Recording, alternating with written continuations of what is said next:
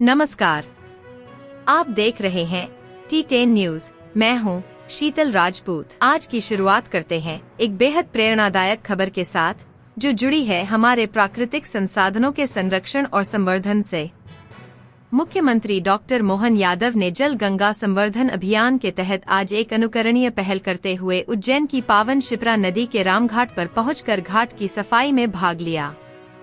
मुख्यमंत्री स्वयं फावड़ा उठाकर घाट की सफाई में जुट गए और लोगों को यह संदेश दिया कि जल स्रोतों की स्वच्छता और सुरक्षा हमारी साझा जिम्मेदारी है।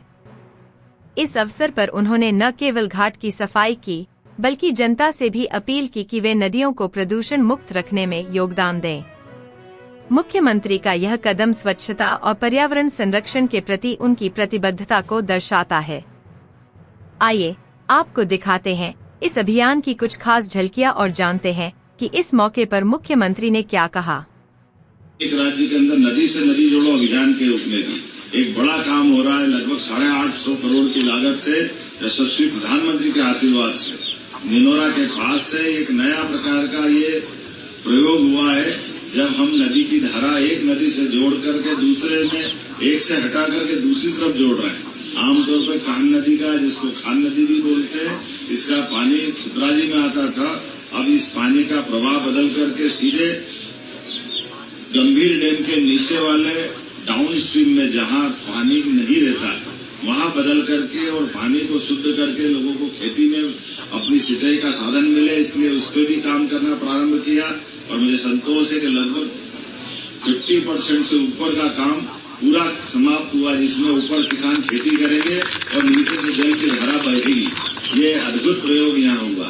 एक और हम सबका संकल्प था यशस्वी प्रधानमंत्री के आशीर्वाद से, यद्यपि इसी शिप्राजी के लिए नर्मदा शिप्रा धारा 2014 के बाद से लगातार पूरे वर्ष पानी रहता है, लेकिन आने वाले समय में शिप्राजी का ही पानी शिप्राजी में आए, इस पे भी हमारी सरकार ने काम चालू किया है। और उसका परिणाम है कि अब शिप्राजी के ऊपर कोई हिम ग्लेशियर नहीं है, कोई बर्फ का पहाड़ नहीं है कि पूरे साल जलराशि आए।